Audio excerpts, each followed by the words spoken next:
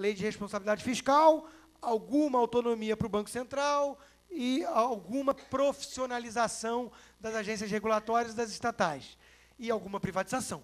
O governo petista manteve tudo isso, colocou um banqueiro no Banco Central, né? E manteve tudo isso, não ousou mexer com as vacas sagradas. O resto foi um lixo.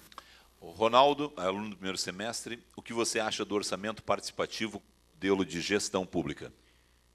Não tenho total opinião formada e conhecimento de causa. Sei que o Olívio Dutra praticou isso aqui no Rio Grande do Sul e acho perigoso, porque essa história de orçamento participativo pode ser mais ou menos como aquela história de democracia direta, fazendo analogia aos dois lobos e a ovelha votando o que é a janta do dia.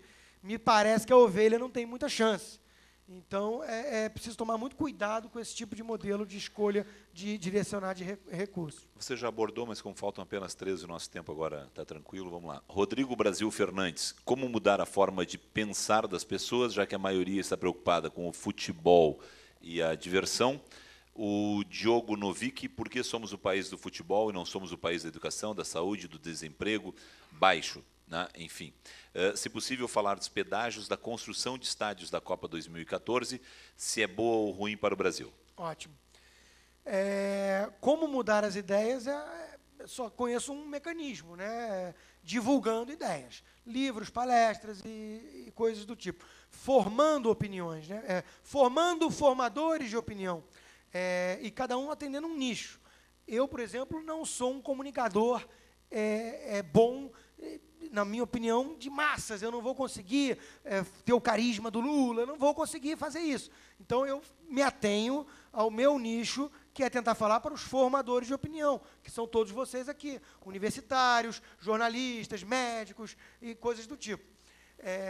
Cada um vai atender o seu campo, sua vantagem comparativa, o que sabe fazer. Mas só tem uma forma de mudar a ideia, divulgando ideia. E aí eu faria aqui uma meia-culpa dos liberais. Nosso departamento de marketing fracassou. Nosso departamento de marketing é ruim, não sabe vender as ideias direito. Está certo que o que a gente vende é mais difícil de engolir, porque nós não vendemos sensacionalismo, nós não vendemos demagogia, nós vendemos responsabilidade individual, nós vendemos o direito de acertar, o que pressupõe o direito de fracassar. Isso é muito perigoso para as pessoas. Nós vendemos a assunção das rédeas das suas próprias vidas. Tudo isso é muito difícil.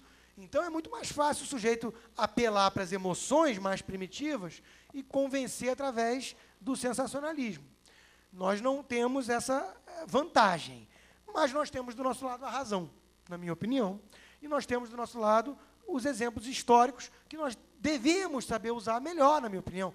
Quer dizer, a vergonha dos tucanos em saber vender as privatizações, por exemplo, de telecom, já mostra, primeiro, que eles não sabem vender as ideias. Segundo, que eles não são afinados, ideologicamente falando, com isso. Venderam porque tiveram que fazer.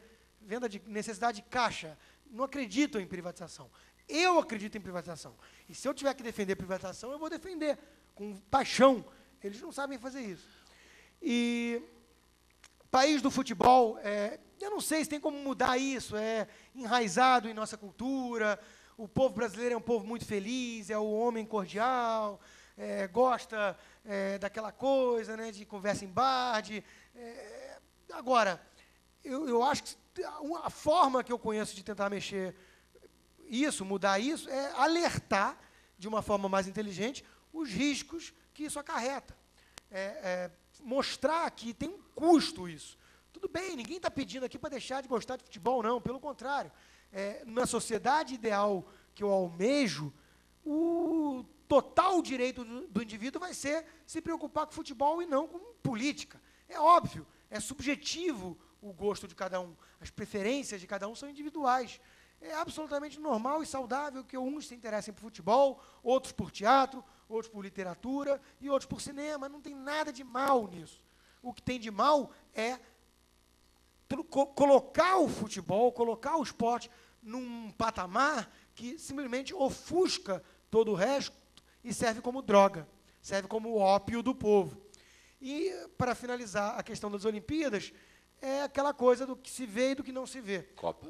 da Copa e das Olimpíadas, as duas coisas. O que se vê é que vai puxar investimento, é que vai atrair turismo. O que não se vê é a quantidade de roubo que isso vai gerar. William Cardoso, fechando, ele é aluno do 4º trimestre. O que você acha que poderia ser feito para reduzir a taxa de impostos sobre importação no Brasil?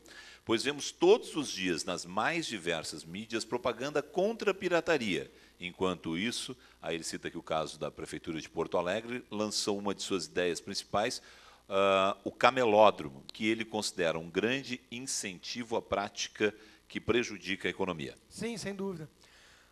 O que a lei seca produziu nos Estados Unidos? Al Capone. Acabou a lei seca, a proibição de você poder comprar bebida alcoólica, veio a família Coors, veio os brasileiros da Ambev, pessoas respeitadas nos clubes mais nobres dos Estados Unidos. Quando você teve a lei da informática no Brasil, ou seja, quando você proibiu o livre comércio de você trazer máquinas modernas, o que você produziu? O mercado negro, o paralelo, o mercado de escambo ilegal de mafiosos vendendo produtos ilegais. Quer dizer, muito no Brasil parece aquela velha máxima de criar dificuldades para vender facilidades ilegais depois. Eu acho que o exemplo do imposto de importação cai nisso. Quer dizer, nós pagamos, brasileiro é um povo muito rico, todos nós aqui somos muito ricos, pelo menos essa é a ideia que os políticos têm. Nós pagamos o dobro, quando não mais, para comprar o mesmíssimo veículo que o americano paga importado do Japão ou da Coreia. Mais que o dobro. Um Toyota custa $12 mil nos Estados Unidos, no Brasil custa 25, 30 mil dólares. Aí você vai falar, isso é coisa de luxo, de burguesia rica. Não, mas primeiro tem que lembrar que o dinheiro que o sujeito gastou para comprar o Corolla iria para outro lugar, né? Iria gerar emprego em outro lugar. Segundo, você precisa lembrar que não é só Corolla, então. Vamos lá. Os computadores que nós todos temos hoje em dia, laptops, também custam mais que o dobro do que o americano paga. Isso é insumo para todos os negócios de serviço hoje em dia. Nós vivemos na era da informação. Acabou essa história de MST, nós vivemos se achar que isso é que vai levar um país para frente, nós estamos perdidos. Nós vivemos na era da informação, capital humano é que vale. Computador e internet é fundamental. E você tem o governo criando barreiras artificiais, dificultando o acesso de todos a esse insumo tão necessário. E aí vem o governo depois falar em inclusão digital. Inclusão digital é acabar com o imposto de importação de computador, minha gente. Bom, cabe a minha última pergunta. Ninguém falou aqui, eu deixei uma bola quicando. Tu é maconheiro, tu cheira a cocaína. Por que tu é a favor das drogas? Da legalização das drogas? Nem uma coisa nem outra. E é curioso que quando eu defendo... 2 minutos, hein? Rapidinho. Quando eu ataco a lei antifumo, por exemplo, do Serra, em São Paulo, as pessoas falam, você é fumante, quer o direito de fumar embaixo. Não sou fumante, já fui, não sou fumante. Mas isso é um vício de mentalidade. O Lord Acton, que eu já citei, falava quão poucos amigos sinceros a liberdade tem. Por isso que ele falava, porque as pessoas estão sempre defendendo seus interesses imediatos. Tem incapacidade de enxergar um pouco mais além ou de defender princípios e não só interesses.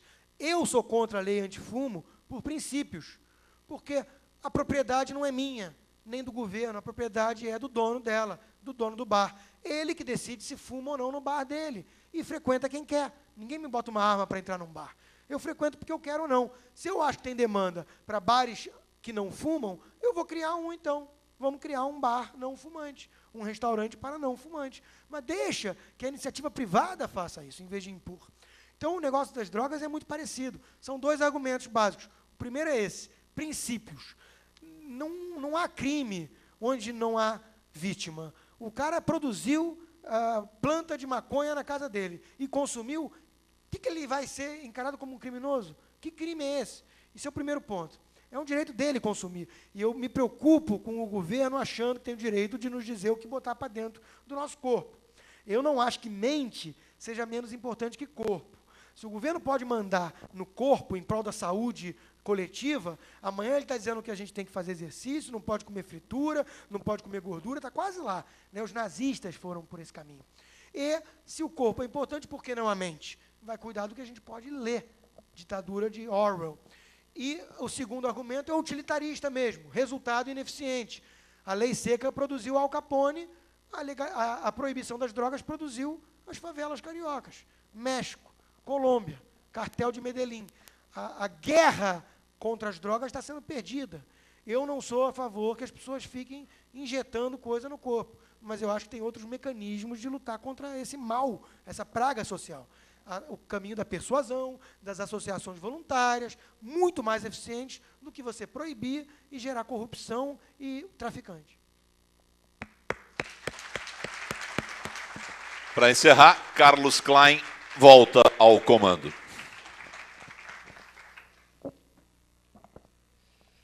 Bem, é bem breve e rápido. Obrigado aos que permaneceram até o fim. Fico muito contente de vê-los aqui com a gente.